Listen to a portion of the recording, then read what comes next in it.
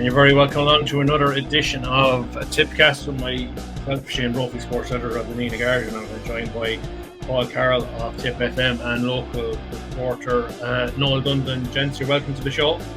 Thanks, Shane. Good to be here. Lads, I suppose we haven't been on for a couple of weeks, but I suppose building up to another busy GA weekend. But before that, we'll probably reflect back on Patrick's Day. I know both of you were in Croke Park for Thurles at CBS's, just their second Croke Cup. Like, you think for the hurling nursery that it is just one All-Ireland. It felt strange to even think that, but like, what a way to win their second. An 8 coming from behind to beat Presentation College of Athenry. Just the manner of the win and the quality of the hurling from both sides. I suppose just another timely shot in the arm for Tipper underage hurling, Noel. Yeah, I think it is, Shane. You know, it's a third hearty in a row, as you say, and two, you know, coupled with 2 All-Irelands in 3 years at minor level as well. Like, it's a real indication of the kind of work that's going on with underage in Tipperary. And, you know, it's a real credit, I suppose, to not just the schools involved, but also to the clubs and to the development squads and to all those people who are involved in underage hurling. It really seems to be driving on. And I suppose one of the features that's really noticeable is the kind of level of resilience that Tipperary teams are showing at that underage level. When you think of the kind of hits that the minor team took in Nolan Park last year in the All-Ireland final, having those dismissals and managing to overcome those hits and go on and win the All-Ireland in extra time. And similarly with Thurles, albeit it wasn't due to lack of personnel, but to go 8 points down in the Croke Cup final in Croke Park, and Athenry seemingly on the crest of a wave, and to be able to stem that tide and turn it around. And it wasn't just an 8 points that they had to come up with, because Athenry scored 3 points in that period as well. So it was actually, Thurles actually had to come up with 12 points to be level with them, and then to take the lead with that Cormac Fitzpatrick point going into injury time. So it was a marvellous victory, and not just for Thurles CBS, but I think for underage hurling in Tipperary. Although it does have to come with a little health warning that there were a couple of Kilkenny lads on the panel as well and on the team, so from just across the border in Fenner. Yeah, Paul. As Noel mentioned, I think that was the hugely uplifting thing for me, is that it's just one of those other victories where our mentality was strong, and it could either be this maybe just group of age players, or I hope maybe it's an element maybe of the link up with Setanta College, and that's, or maybe it's part of the underage development, is that as in terms of as important as their fitness and their quality of their play, that the mind and the strength of the mind is hugely important. That you have to be able to take the hits in game and be able to respond. Yeah, and game intelligence is another thing as well. And speaking to some of the management, I was lucky enough to be in Thurles CBS yesterday. They had a massive reception there, and speaking to some of the management after, and they were kind of saying how, you know, they do their coaching or whatever, but when the lads go out between the 4 white lines, especially in Croke Park, it's up to them. They can't really get a message even onto the field in Croke Park, given the size of the place and the noise and things like that. So, you know, the second half of that game, Harry Lucknan in goals started going short with some of the puck outs. So the first 10 minutes of that second half, the Athenry half back line was just really on top, sending every puck out back down the field. So he started going short with them, and then when the game was really in the melting pot late on, he started going long, and Ewan Murray just came down with 2 or 3 puck outs when Thurles really needed him. And they're mentioning how Robbie Ryan kind of on his own came out to kind of centre forward to win a few ball. He got that brilliant score. So that's probably a nod to the coaching that's going on at all levels in Tipperary at the minute. We've had the luxury of probably sitting down with some of the lads involved in the background of the underage development, and you can see how much they care about the whole thing and how much thought goes into developing these players, whether it be through the schools or the underage squad. So it was another really positive result for Tip underage hurling, the manner of it coming from behind, and it kind of keeps that kind of snowball effect going of momentum building at underage from, as Noel said, the minors in the last couple of years, the Harty Cup for 3 years in a row now. But even with talking with the CBS management team yesterday, they're a really good group of lads over that Thurles team, because even then they were saying to the lads that they won a Croke Cup in 2009, and some of the star hurlers on that team, who were like the best in the county at the time, best at their age grade, mightn't have kicked on with Tipperary like everyone expected. So, the work doesn't stop here. And that kind of mindset has been put into these lads at a young age as well. So it was a really incredible win. And as I said, just keeps that kind of momentum going at underage. Yeah, and I suppose moving on, I suppose to I suppose the inter-county scene us with the under-20s start next Tuesday night against Limerick. There'll be a couple of players. I guess we haven't got an official panel yet, but I know there was a couple of guys that will be playing on that. And I suppose then this day next week, the Munster Minor Championship is starting. And I think you and Murray and Kieran Rossiter got a few minutes in the challenge match earlier in this week. They didn't have much time to put their head down. I suppose they hadn't been seen by James Woodlock or Anton. I suppose just getting them back in the panel and getting them back ensconced again. So like it'll be, I suppose there's momentum going into those both underage campaigns, Noel, but I suppose a bit of expectation, but that's good as well. I suppose when a Tipperary team's going into championship, you sort of have to put that in your shoulders as well, and that's another element to those competitions as well. Yeah, these guys are getting a lot of big games. They're spending a lot of time on the pitch, and I suppose there's always the danger of fatigue and that. Like I know that the match last Monday would have taken a lot out of those boys because Croke Park. Even it's funny, I was talking to a couple of players after that, and they were marveling at the carpet, the surface and the carpet. Or the carpet surface there, but they also said that coming down the finishing straight in the last kind of 5-10 minutes that they began to feel it in the legs big time, whereas they might have been playing on muckier pitches during the year and they weren't feeling it as much. So it's just the kind of surface that's there. But that that, as you said, these guys are going to be playing big games again in the next week or 10 days or so. Both management teams at minor and under 20 won't have seen an awful lot of them. They'll have been there with them, but they won't have seen them on the pitch all that often. So that's probably a little bit of a disadvantage to them, to those Harty players themselves, in terms of their what they'll do on the panel. But that'll iron itself out very quickly too. Yeah, it's like some people would assume that maybe they would have done very, very little with the county squads. Like there's definitely a focus, like not overloading players. Like I'm sure maybe they would have shown their face, maybe a training on the sideline or something, but they wouldn't have played. Like it's that all these players are being monitored now. Like especially the ones that go on to play the county, they'll be monitored their loads. So, and look, they're smart enough to know, that you and Murray, like, he'll either be centre back or midfield for the Tip Minors. He'll just slot in there. Like James Woodlock knows what he can do. He knows what Kieran Rossiter can do. Like same with Brendan Cummins, he will know what maybe a Cormac Fitzpatrick can do, like, or Robbie Ryan. So it'll be just a case of just letting them slot back in slowly. Noel. Yeah, that's it, Shane. And like you're talking about sensible management's adopting a sensible approach, but you're also talking about pretty experienced players now, and it seems strange to be talking about an experienced minor, but these guys are experienced. They've been there on the big day, and they've been there on all the days leading up to the big day, so they know what it's about, they know what it takes, and they know what's expected of them each time they put on the jersey, whether it's the club jersey, the school jersey, or the Tipperary jersey. I think in terms of the minor scenario, James Woodlock has a lot of experience of those guys. He's watched them a lot from the sidelines with the schools. He knows what they're doing. He knows the kind of form that they're in, and he knows what they can bring to his team.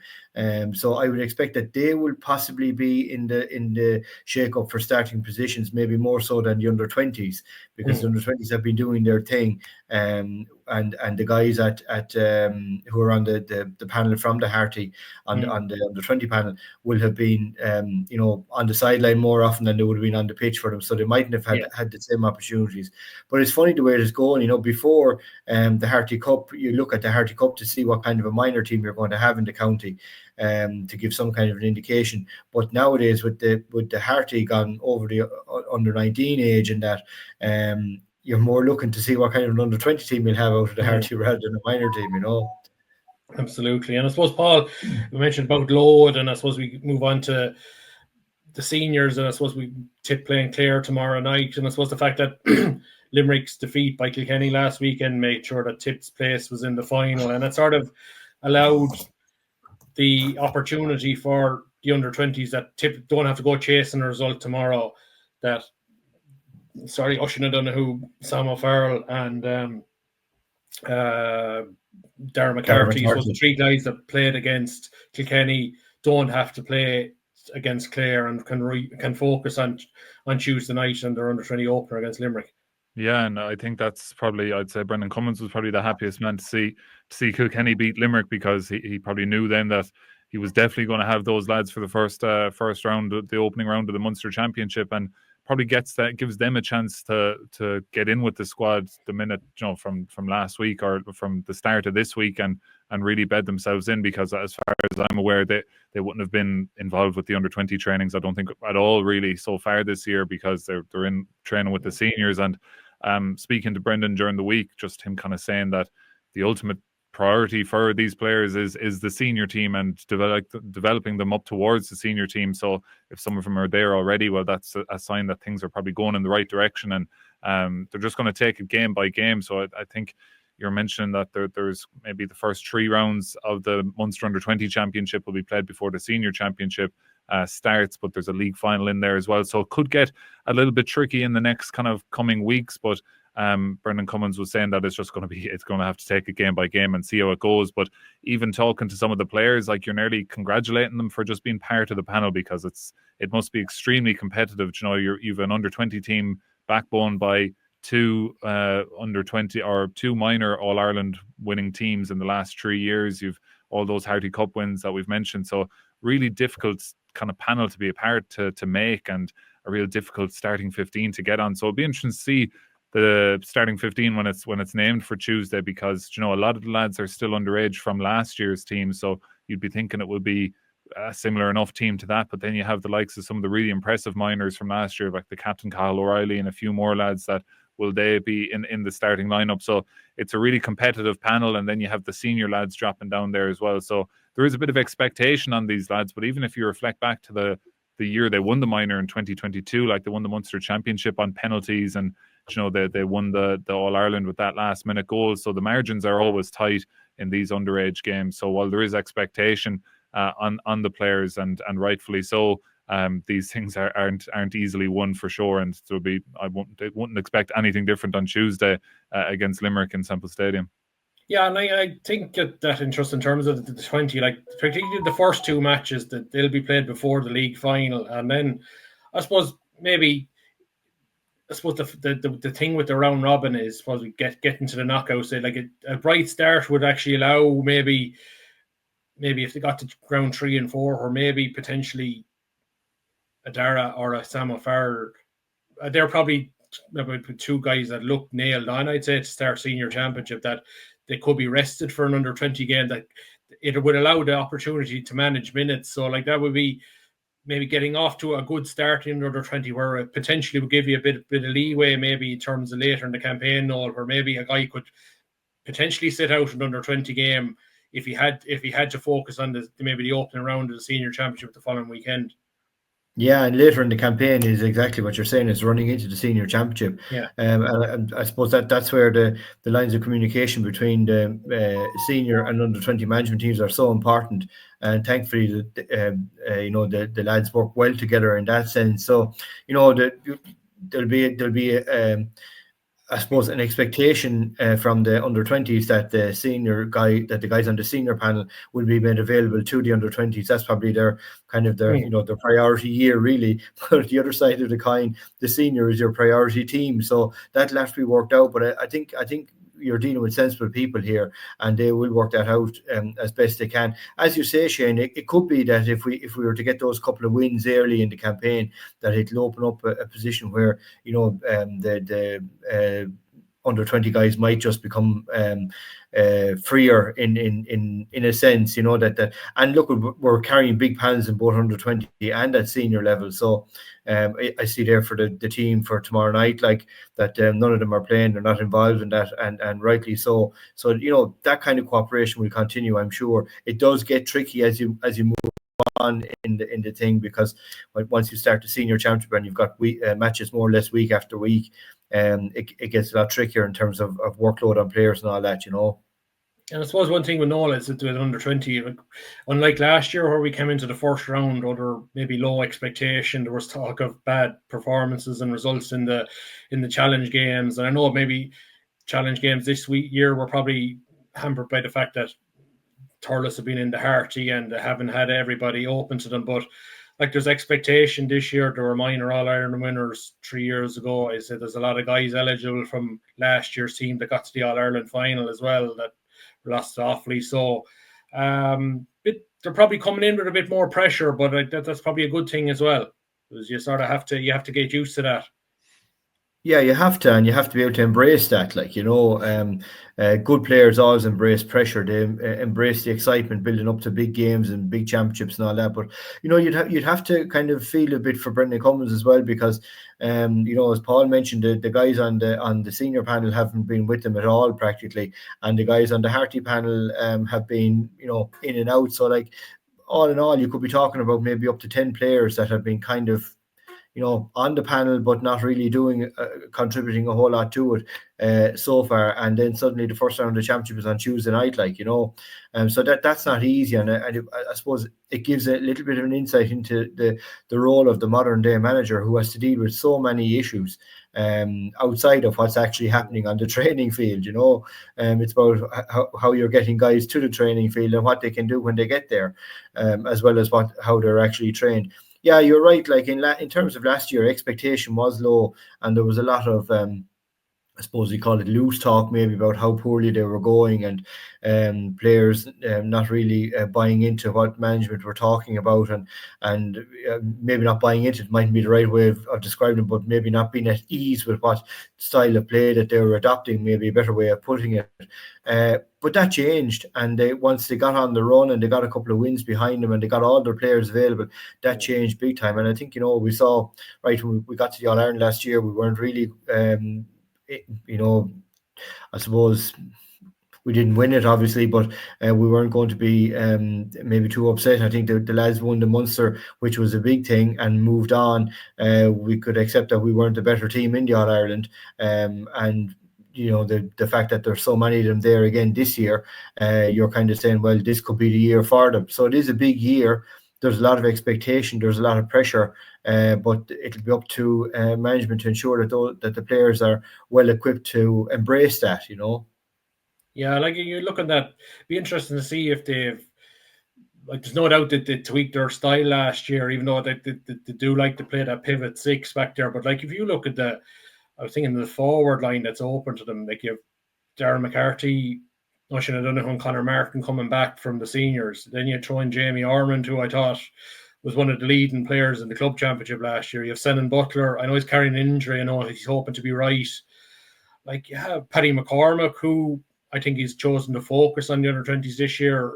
Like there's going to be some serious guys not even maybe starting, and be interesting to see whether they've focused on, okay, we'll try and outscore teams this year because we have a really good set of forwards open to us, Paul. Yeah, and like even adding to that list, the likes of Adam Robbie Daly, Ryan. Robbie Ryan, Adam Daly, Killian Minogue from the minors last year, Stephen Tobin. That's what I was saying earlier. It's a very difficult team to make, and it's going to be interesting to see this starting lineup. But it's good to have those options, and that kind of the Ben Curvin role from last year. Ben is overage now, and he was a forward and kind of transitioned back to that kind of centre back sweeping role. And from hearing different bits, it seems like Conor Martin is being trialled as that kind of a player for this year. We'll see. This is all kind of challenge games and things like that, so you'll see what it'll be like come Tuesday. But there's definitely options there, and there's firepower there. So it's going to be interesting to see. There was probably a little bit of criticism last year in the All-Ireland final about maybe not having enough of the lads pushed forward at different times. There's a couple of times in that game Darren McCarthy or Senan Butler were kind of isolated there, but this team played so well in the Munster Championship last year. The likes of Senan Butler got 4 or 5 goals in just the round robin games, and there's so much firepower there. But just on the point about the senior lads and Darren McCarthy, and while they can theoretically, they're allowed play Wednesday, Sunday, or whatever when it is with the championship, I think you'd be doing the lads a disservice if you were asking them to do that. So that will have to be managed, because whilst Darren McCarthy and Sam O'Farrell, these lads are brilliant hurlers, and we hope to have them long into the future. We do hope to have them long into the future, so you don't want to just kind of burn these lads out early doors. But I'm sure that's all been discussed in the background and being managed. But just on the point as well about getting maybe some early wins, and they have to go out and win these games. We're not saying they're just going to go out and do it, but if Tipp were in a situation where, let's say, they won their opening 2 games in the Under-20 Championship, and you're looking at, maybe the lads mightn't have to play the 3rd round game because the Munster Championship is coming up, I think then you'd be into a point where you'd be looking to try and get the first place, because that would bypass the semi-final. So it's going to be really hard to manage it between Liam Cahill and Brendan Cummins, but the lads have to go out and win these games before that's a problem. Yeah, absolutely. And I would just come back to last year. I wouldn't underestimate the impact of Paddy McCormack getting injured in that campaign, as I thought. Yeah. I thought he was missed in the All-Ireland, and even in the Munster final, like we were pretty fortunate to win that day. With I suppose not only the goal that Cork didn't get, but Cork hit a sea of wides that night too, and I just thought his physical presence was missed in the forward line as well. But look, turning to the seniors, this Saturday night against Clare, a dead rubber on paper, but no, I think this is a right good game, because and I think we've seen it with the Tipp management. They've more or less picked everybody that was available to them, bar the under-20s and Alan Tynan being suspended, and I think that consistency is important.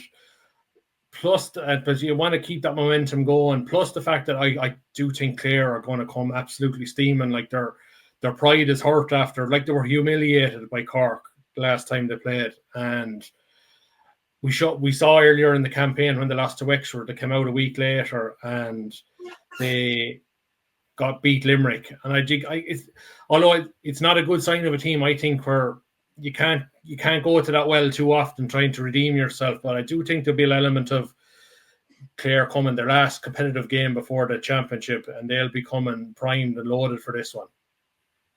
They will, Shane. As you say, it'll be the last outing before championship. It'll be the last occasion for the supporters to see what they're like, and Clare are a county that always relish coming to Thurles to play Tipperary, and they always feel that they can get a result in Semper Stadium. They've gotten a fair few of them in the last couple of years against us, and I think that'll be in Liam Cahill's head as well, and certainly judging by the team that he's put out, as you say, it's as strong as we can possibly have. Look at Clare haven't had a good league, and there have been different reasons for that. They'll point to the injuries, the absentees, all that kind of thing. And then, you throw Shane O'Donnell's absence into the mix as well, who's probably the leader of their attack and their standout player, maybe apart from Tony Kelly. So they've had a difficult league. I'd say they'll be glad to see the back of the league, but yet this game on Saturday evening in Semper Stadium under lights, I think they're going to come and have a right crack off of Tipperary. They'll also be thinking, we're not just going to roll over and let Tipperary walk all over us here, particularly when they're going to be welcoming us to Cusack Park in Ennis in a couple of weeks' time. And it is only a couple of weeks down the road, really, So it's not too far away. From a Tipp perspective, we want to keep the winning ways moving, I think. Stay in the winning groove if you can. We always say, winning is a habit. And if you can get into the habit of winning matches and stay in that habit, well, then things are looking good for you. You could say a dead rubber, Shane. I don't know if there's ever such a thing as a dead rubber when it comes to Tipperary and Clare. I'll tell you, it might have been more of a dead rubber if it ended up as a Tipp Clare league final a week or two before they meet in the championship. That would be a different scenario altogether. Both teams have nothing to lose here, particularly Clare, nothing to lose. They'll come, they'll rattle into Tip with everything they have, I think, in a bid to try and redeem some of their reputation. They're All Ireland champions. That always carries a mark of respect, and I think they have been given the respect of Tipperary, judging by the team that Tipperary have named for Saturday night. Yeah, Paul, I wouldn't underestimate, as Noel said, that the fact that they're meeting in championship in the June Bank, I think it's the June Bank holiday weekend down in Ennis, that like Clare will want to think, okay, we want to maybe put a bit of doubt in Tip's heads when we play them again, that in terms of maybe certain aspects. And I'm sure Liam Cahill will be looking to think that's why he's maybe picked a strong a team as he could. Okay, how do we line up against Clare? Because if Clare come as strong as they can, maybe, okay, minus Peter Duggan and David Fitzgerald, who'll be out suspended, and maybe if they have a couple more injured, but like, how do we deal with certain players in certain positions? So there's an awful lot to be gleaned from both sides on Saturday night. Yeah, hugely. And like, from I don't know Brian Lohan as a person, but just seeing his interviews and that kind of character, I'd imagine he's been not happy with that performance against Cork by any means. And the last competitive game before the Munster Championship, I'd imagine that these Clare lads will come with a bit of fire in their belly, and especially the fact, even from a Tipperary point of view, playing your Munster rivals in the league, you don't want to be going into these games half cooked and giving them an advantage. And there's oftentimes you hear people saying, "Oh, they're not going to show their hand" and things like that. But I think for both these teams in these circumstances this weekend, they'll both be trying to get one over on their opponent. For Tipperary, although they go to Ennis in a few weeks' time, I'd imagine Liam Cahill looked at the fixtures when they come out and targeted Cork at home, Clare at home, Munster teams that you're playing in Semple Stadium as key fixtures, and they passed the Cork test. And although they're already in a league final, I'd imagine they'll be wanting to pass this Clare test. And with the team that's been named, there's a spine to that team that's unchanged. The full back line. I know Brian O'Mara is out, but Michael Breen has kind of been there the whole time as well. Ronan at centre back, the two midfielders of Craig Morgan and Willie Connors, and then Jake centre forward. That spine has kind of been there all throughout the league, and you're filling out the other positions with players who have a lot to prove and or will feel like they have a lot to prove to Liam Cahill. The likes of Conor Bowe will be itching to go, I'd say, on Saturday evening. Hasn't got the world of game time, was a big part of the team last year, kind of playing wing back, and hasn't got that much of a look in this year. So it's a big game for him. The likes of Dylan Walsh will be looking to keep that kind of momentum going and showing what he can offer, whether it be starting or off the bench. And then the more experienced players like Seamus Kennedy and Noel McGrath, like I'd imagine Noel McGrath, anytime I've seen him, there's a real kind of want in him to be on the field. And when he's come on, he's especially against Kilkenny, he was able to pick off those long scores and things like that. So a lot of players with a big opportunity, and they'll feel that they have to go full on, and the lads on the bench that can come on as well, I'd say, are itching to get on the field. Shawnee Kennelly, Andrew Ormond, some of these players, Michael Corcoran, if he can get back onto the field. So there's an awful lot on the line for these players individually, and as a collective, they'll be looking to build momentum into a league final as well.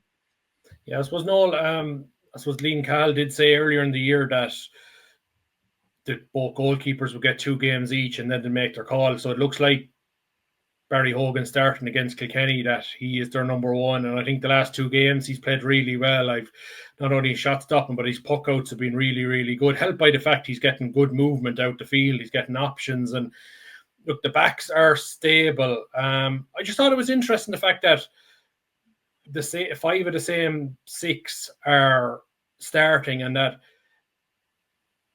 the fact that they've left Brian O'Mara out, and looking at Brian McGrath, that they're not, I'd say that they're still not certain whether O'Mara is their number one, and that if Brian McGrath has a big game Saturday night, he could push himself in front. And so maybe I'm reading too much into it, but it just thought that of the 6 that 6 was set, but now that O'Mara's stepping out and John Bryan is setting in, that maybe that it's something that they're still not quite hot on, or maybe they're looking at, okay, who's going to be our backup maybe if one of these guys gets injured.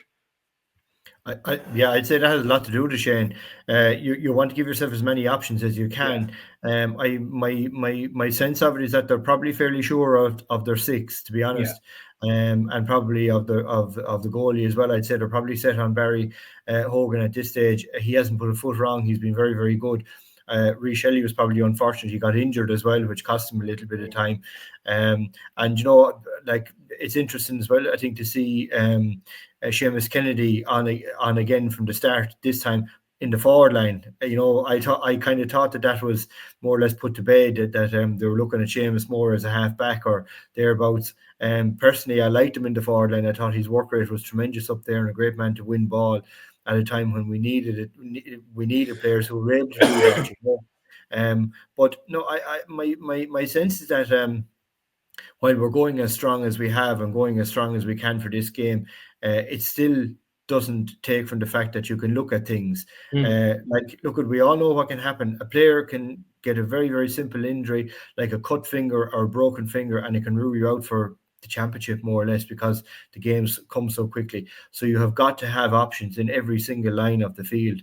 And I think what we're looking at here is the opportunity to play some of the guys against really, really top class opposition without weakening your own team. And that's probably, we've a lot of players at a very similar level. And by giving some of them a bit more game time, it might just elevate them a little bit more and bring them on a bit. So I think it's no harm that we're doing what we're doing. Ronan, obviously at centre back, is the sort of linchpin of that team. He's the fulcrum around which it all evolves. In fact, it's funny when we were talking about earlier on there about the under 20 and the Harty Cup team or the Crow Cup team and the thought just struck me. The number of forwards that are actually playing that sweeper role and have played that sweeper role back through the years is quite significant. And you wonder, is it because the forward knows exactly what kind of a ball he wants to be getting when he's playing in the forward? I'm thinking of likes of, say, John Conlon, Declan Hannon. You mentioned Ben Curvin as well. Keith Lucknan, centre back on that Crow Cup team, played most of his days in the forward line. So it's just an interesting point. Ronan gives tremendous ball. He's more of a Gavin Neve forward has sort of gone back there for them this year, like so. Yeah, exactly. Yeah, they read the game well and they can deliver a great ball. Nobody delivers a ball quite like Ronan Maher does from the off the Tipperary half back line, and he is so vital to Tipperary. But what happens if Ronan Maher gets injured? Then you've got to have the likes of your Brian O'Mara to step into that role, which he plays at club level and that too, or some other Brian O'Mara. So I think it's no harm at all that we're looking at all those options. You have to have a whole file full of options for all the different scenarios that you'll meet in any championship game or in any championship season. Yeah, and we see that, Paul, with Willie Connors just slotting in, no problem at all in the middle of the field with Sam O'Farrell out. And then as Noel mentioned about Seamus Kennedy, I'm not surprised they're putting him back in the forwards. I thought in Liam's first year, Seamus Kennedy was powerful a wing forward. He sort of plays that Tom Morrissey role. He gets up and down that side of the field. He'll give Joe Caesar, just say that's where he will be lined up. He'll give Joe Caesar an awful lot of support as well. And it probably, for a guy who's coming back off a cruciate, like if you're playing at half back, you're under a bit more the pressure because you've really got to mind your area. But there's a little bit, an element more freedom. Further up the field, you can get up and back. Maybe there's not as much twisting and turning either. And Noel McGrath, probably the other side too, he'll drift back in front of Brian McGrath. Look, the two of them will be telepathic. They'll nearly know what's going to happen up that side of the field too. So a lot of understanding there. And like the as you mentioned, Paul, I think it's a big day for Conor Bowe. Like, we haven't seen an awful lot of him. We've seen an awful lot of maybe Shawnee Kennelly looked at, that Darren McCarthy's gone well. Oisin O'Donoghue, who got his goal against Kilkenny, got his goal. But Garota Connors had a good league, a solid league. Like, it's a big opportunity for Conor Bowe here. Because I think he's the kind of a finisher forward. Like, if he's on song, he offers us something completely different. Oh, I think if it's an informed Conor Bowe, he can offer so much to this team because he has raw pace as well, which is something that's been kind of thrown at this Tip team that we don't have an awful lot of, and he's a goal scorer. And if you can kind of, like a couple of years ago in the league, he was scoring goals nearly every game in the league. I think Liam Cowell's first year, And if he can offer that and get into that good form, he's a huge asset to this Tipp team, whether it be starting or off the bench. So yeah, it is a big game for him. And as the other lads you mentioned as well, and I suppose for Conor Bowe as well, it's hard as well because he was wing back last year and now he's back up kind of in the full forward line, and it's kind of that's a difficult thing to do, I'd say, at club level, never mind intercounty level. But it'll be interesting to see how he goes. But the other lads that you mentioned as well, a lot of those are kind of interchangeable. Like, in the game, it wouldn't be beyond comprehension seeing Seamus Kennedy go back wing back and maybe Joe Caesar go into midfield and Noel McGrath likewise on the other side as well. So there's a lot of moving parts to that Tipp forward line, and even Jake will be kind of drifting into pockets of space as well. So it's going to be interesting to see how it all kind of works out. But for Seamus Kennedy, it's great to see him back getting game time and coming back from that injury now, and he's probably a good 3 months of training, if not more, under the belt now, so he'll be getting much more comfortable in his own kind of body recovering from that injury. But he's so much to offer as well, and experience and knowing where to be in that middle third. And come Munster Championship, it's something you always notice when you're at the Munster Championship games, is that middle third is just chaos altogether. So if you can have experience in there as well, and the lads are kind of kept fairly fresh as well. Noel McGrath has been kept fairly fresh as well, that these lads will be ready for that Munster Championship when it comes round. But it'll be interesting to see how the likes of Seamus Kennedy, Noel McGrath, Joe Caesar, Brian McGrath, how they kind of interlink. And Craig Morgan and Willie Connors have done so well throughout the league campaign as well. And there's a real familiarity building up with these players as well. I mentioned kind of talking about the game against Kilkenny. Barry Hogan on 4 or 5 occasions had puck outs where someone would just drop in between the 265s, and kind of as they're moving, the puck out is coming and suddenly they're free in the middle of the field. Like, those things don't happen by accident, and they're happening more and more often now because players are getting more and more familiar with playing with each other. So I'd imagine Liam Cahill is delighted with how those elements of familiarity in the team have kind of developed throughout the league. Yeah, and I think you can probably read an awful lot, maybe barring maybe an injury during a game, that who will they go to on the bench? No, but like, just see Conor Stakelum is there, and I think Conor will be a huge player come championship. Just see if he's anyway back to full steam and just his energy, he'll, especially around that middle third, as Paul said. Like, I think a lot could be told maybe by who doesn't come on Saturday night rather than who does in a game like this where it doesn't really have anything at stake. Yeah, Conor played against Waterford. They played a game against Waterford there in the last couple of days, and Conor played in that and was fine after it and all the rest of it. Like, so he's had a long enough injury, but I think he's going to come back with a lot of bite in him now to get into it, and I would not be surprised to see him come on Saturday night at some stage.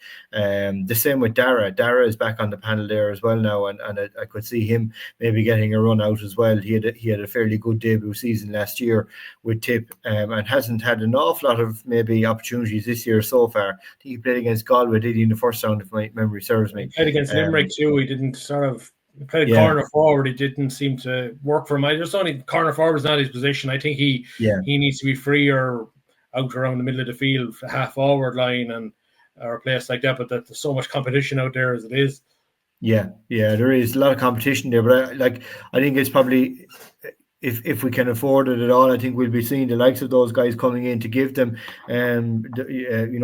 almost championship like minutes into their legs. I know it's not quite championship yet, but it's as close to it as we are at the minute. Is where we are. So like Conor Stakelum can have a big role for Tipperary going forward in lots of ways. Willie Connors maybe has taken over that role at midfield, where hard work and linking with the half back line, half forward line, and even popping up for the few scores. It's kind of the role that Conor plays as well.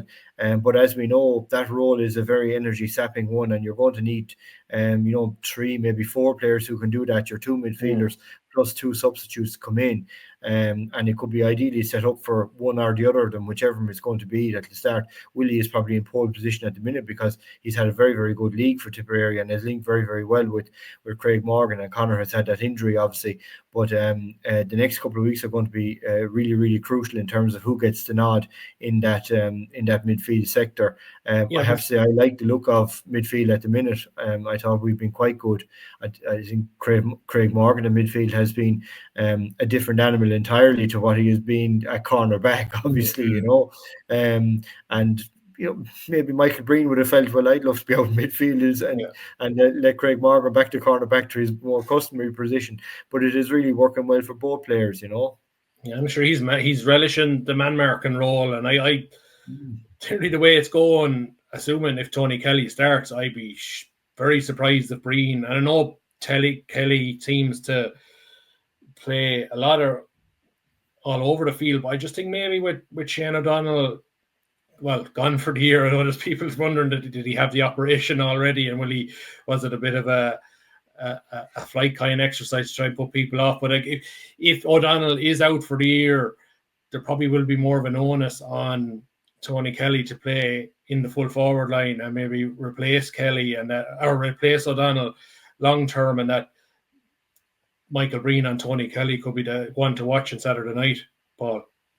Yeah, it'd be interesting to see if that is a bit of a cloak and dagger, but if Shane O'Donnell was to pop up back in the starting lineup for Munster Championship. But the only thing with that is there's very little hurlers like Shane O'Donnell, his style of play and how abrasive he is and his ability to win his own ball. Tony Kelly is an unbelievable hurler, but a different hurler to Shane O'Donnell. But Michael Breen seems to be loving that kind of, well, from the outside, maybe he's absolutely hating it. He's just doing really well at man marking lads, and that would be a good combination to see. And you know, with the likes of Peter Duggan and David Fitzgerald out, two of the bigger physical forwards on that Limerick team, you know, those are kind of lads you might be looking at Michael Breen going on if they were playing, but they won't be featuring. So probably maybe Tony Kelly. And just on Craig Morgan, I think I'd say he's been given a real kind of boost of confidence from Liam Cahill to if he sees something, if he sees a run, just go for it. We saw it for the goal against Kilkenny. He just made a run into the corner where Grode O'Connor played that line ball to him and he took his man on. But in nearly all the other games, you've seen at least once where Craig Morgan breaks through. Against Cork, he broke through and set up that goal for Dylan Walsh. And he's broke through on a couple of games as well, where I'd say he's just said to just go, make those runs if you see it. And Willie Connors or maybe whoever else is in midfield at that time kind of holds back, and that kind of goes back to the familiarity of Willie Connors and Craig playing all these games together. Willie will know, okay, Craig's going on a run here, I need to hold my position and things like that. So I've been really impressed with Craig Morgan so far this year, and I don't think cornerback running after a lad for 70 minutes suits him. His style of play, his ability to play good ball, his running ability is much more needed and beneficial to Tipperary out the field. And Shane, just as you mentioned Michael Breen there, I think, like, you know, we often underestimate Michael Breen and the contribution he's made to Tipperary over the years. Like, we've played him in absolutely every line on the field and practically every position. He's been cornerback, fullback, wing back, centre field, centre forward, wing forward, corner forward. I think probably the only position he hasn't played is full forward, and maybe he did even, and has tackled all those positions with equal kind of enthusiasm and relish. And I think it's something that it can happen with players that sometimes you underestimate their contribution to the team and their significance and importance to the team. Michael Breen is one of those players. Like he's a real warrior for Tipperary and has been, continues to be. I know he's probably pushing up close to the 30-ish mark now at this stage. Yeah, so there's a hell of a lot of experience there, and one great guy. If we're talking about Premiership players, you'd say that he's been a great pro. And we're not talking about professionals, but you know what I'm saying. He's been a really, really good guy for Tipperary, and sometimes we don't maybe acknowledge that or appreciate that fully. Yeah, and I'd say he probably knows himself. Maybe the last few years, like he's how would you say, his ability to play in a lot of the positions probably came against him, but that you sort of didn't know where to put him. And now he's sort of told, you have a defined role. You're going to be cornerback or wing back, or you're going to be man mark, and he probably knows, okay, I have a job to do, and he probably feels more reassured now than ever before. Yeah, I'd say so. Yeah, he's playing that way, Shane. Yeah, absolutely. So yeah, it'll be a good game now Saturday night. I think there'll be bite to it. I say I don't. It's a dead rubber on paper, but I don't think it'll be dead rubber in any way at all. So, I suppose just turn our attention to Gaelic football. Footballers have a dead rubber. Well, not a dead rubber for Wicklow, but I suppose nothing at stake for Tipp on Sunday against Wicklow. For long stages, Paul, last Saturday night, it looked like they were going to beat Wexford and potentially have something to play for this weekend. And just disappointing that they, I suppose, lost their way towards the end. Wexford got a run in them and got the winning score laid on. But like I just got the sense that that was a massive learning experience. Like they played an awful lot of good football that night, just for no reward at the end of it. Yeah, that was the disappointing thing coming away from Wexford Park. You kind of you felt kind of upset for the players because of the effort they put in, and they were going down there kind of under strength. No Sean O'Connor, no Stephen O'Brien, Luke Boland, Cal Deely, all these really important players. But the younger players that stepped in and have really stepped up this year continued their good form. Keane Smith, really nice kind of footballer, left-footed, hit some really good frees and a lot of good from play as well. Micheál Freeney from Kilsheelan has been having a really good campaign. He scored a few. He got the goal anyway, a long ball into the edge of the square. He's a big lad, well able to move around.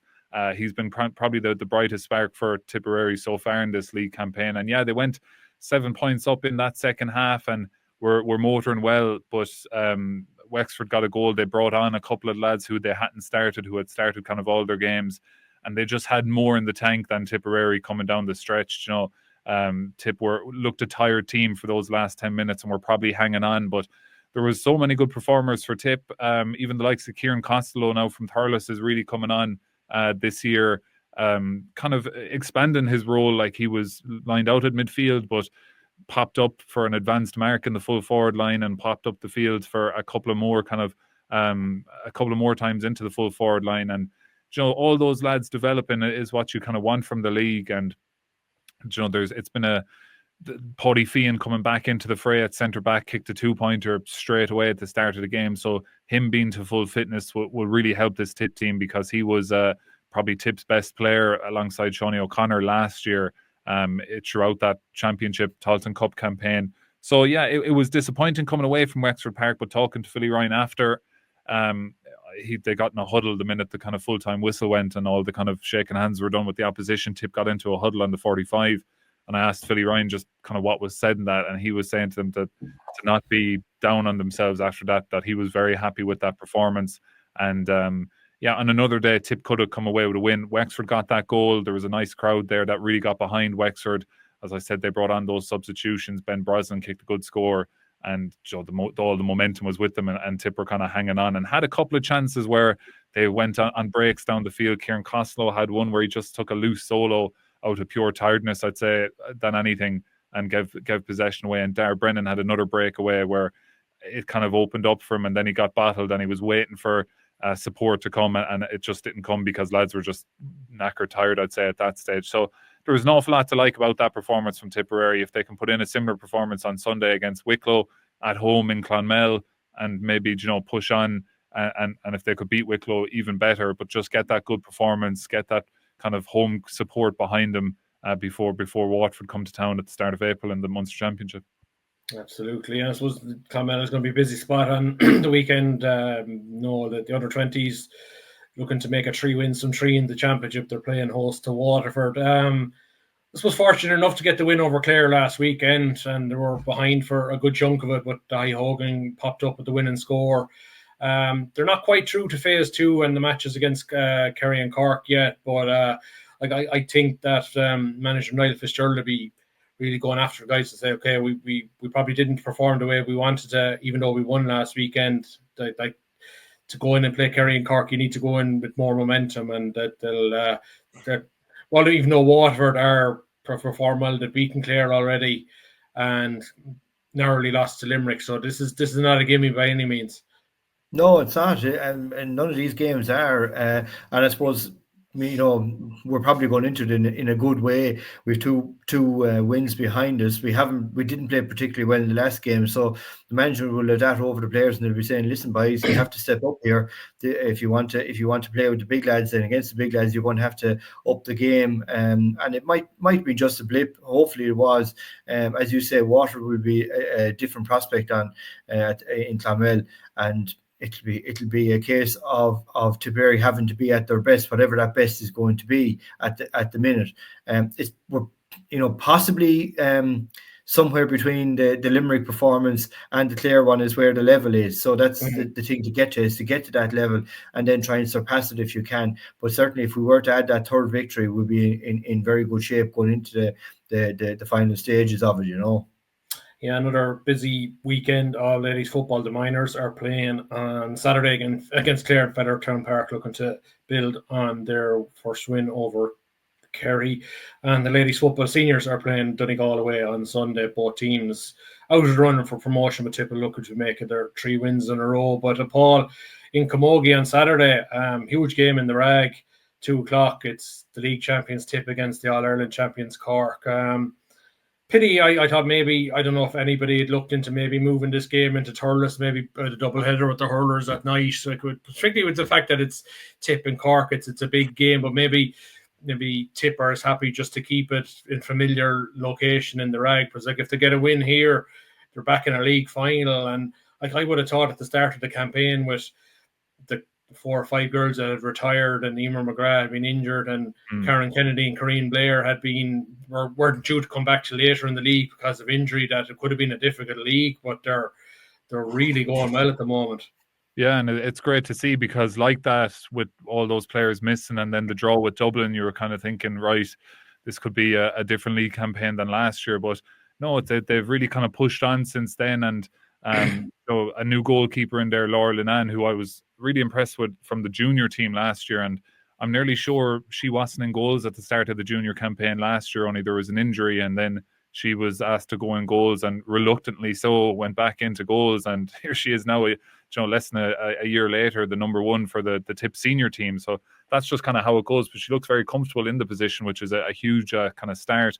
Sarah Corcoran from the Miners pushing on as well. Miners of last year onto the team. And then the likes of Grace O'Brien, who's been a really good player for Tip the last couple of years, kind of continuing her good standard and kind of leading the line up there at the minute as well. So it's been a really good couple of weeks for the Tip senior camogie team.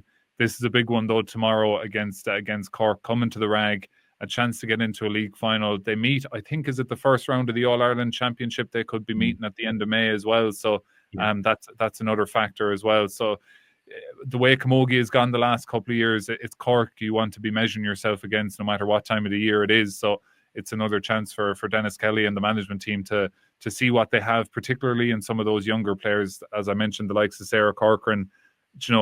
How she copes with playing against the best of the best at a young age. Now, she has been fairly immaculate so far, even in the Ashburn Cup as well, with UL being, I think she might have been named on the team of the year on that as well. So that's the kind of caliber you're looking at there. But it's learning curves, and it's a chance, as you said again. Is that the case that if they win, they're back into a league final? I know they have Waterford to come in their last round, but I think Waterford. I think whoever wins this game will be in the final, because they're both first and second at the moment. And like, if this was a Tip lose, Noel, to have the fast match against Waterford, but Waterford seem to have Tip's number the last few years. So I'd say they nearly prefer to get the job done this Saturday. Yeah, it would be good to be there by winning tomorrow against Cork, and of course, the fact that you're beating Cork then as well would be a big plus for you as well. Not to mention the fact that you're in a league final straight off with the chance of defending that title. But Waterford have been a bit of a bogey team for Tip, all right. They've scored a couple of big victories over them at different stages over the last couple of years. So it would be nice to go into that final round of the game, final round of the league, knowing that you can have a right cut off them and maybe try and win one of those games back. Because come championship time, you're going to probably meet them at some stage as well. So it would be no harm to put them back in the box a little bit if they can at all. Yeah, no more than this. I suppose to wrap up, there's more than the Setanta link up. Noel has been very, very good for Tippett GA level at hurling and underage, that they've linked up with camogie as well, and like camogie has they've had a bit of a centre of excellence or in St. Joseph's and Borrisoleigh. Like and you can start to see it filtering through to adult level. Like you said, if when you lose experienced players like Cot Devan and Tess Ryan and Emer McGrath to injury, that you could be a fall off, but like there's no fall off now. Just the work that's going in at underage at hurling and camogie is filtering through that hurling and camogie at senior level now. Yeah, it is filtering through, Shane, and that's what you need. Like, I think, one thing that a lot of successful clubs would have identified back through the years is that if you take your eye off the ball at all at juvenile level, you're going to suffer down the line. And you might think, all right, well, sure, look at it, it's 5 or 10 years down the line.